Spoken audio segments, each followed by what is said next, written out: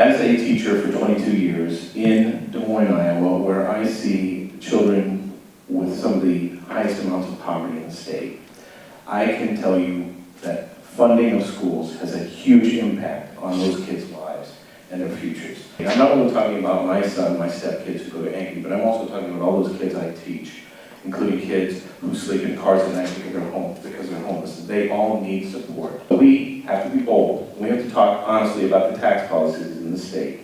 That tax cut needs to be rescinded. We need to get rid of these tax credits, and we need to stop relying so much on sales tax, which is a regressive tax. And we need to have a progressive tax system that taxes the money where it's at, which is at the top. And we should not be afraid to say that. I would say that we need to be bold and ask for 6% allowable growth to make up for all those years of 0 and 1%. I think we should also take a look at finding a way to pay for the tuition for the first 2 years of community college for every Iowan. If our governor is serious about future ready and taking care of job skills, we need to make that a priority too.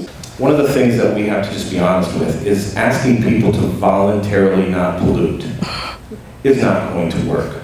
We need to have strict standards for our water, air, and land. And we need to be very honest about the fact that when we have those strict standards, we also have to remember that there are small farmers and family farmers who are going to need support in enacting them from the state. We can't just adopt strict standards and expect small farmers and family farmers to be able to do them alone without any help. We should have an honest take a look at suburbs and cities and look at how we are contributing to the pollution too, rather than just blame agriculture. We have something to do with that too. The common ground for our citizens should be the common good.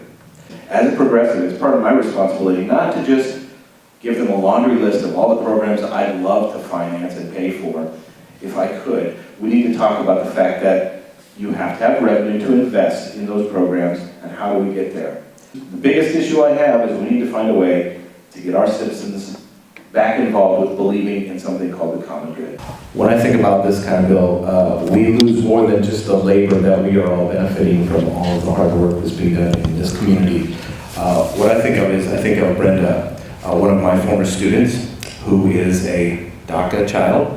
I think of her because she was an amazing human being, had an amazing family, an amazing student, and she decided after high school that she wanted to help this community by becoming a teacher, going back to college and becoming a teacher.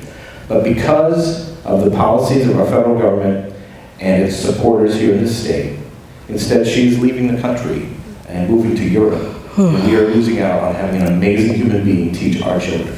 So every one of those faces that we sometimes glom together into undocumented people are families, human beings who could give our state so much.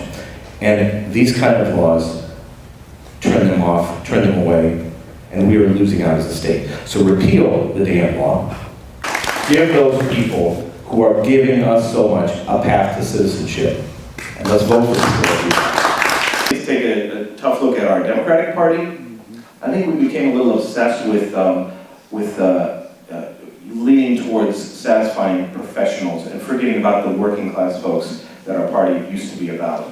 And I think we lost a lot of those working class folks, and people don't see the connection between what our party stands for and how it makes their life better. A progressive is someone who has a forward-looking idea of what the future could be, that we can solve problems together, we can work together to get things done and make life better. When we have legislative forums up at the Capitol, and they pack the House with people that are opposed to something, we probably should listen to that and pay attention to that, because the Republicans have had that happen, I think, on a weekly basis, and they're not listening to those people.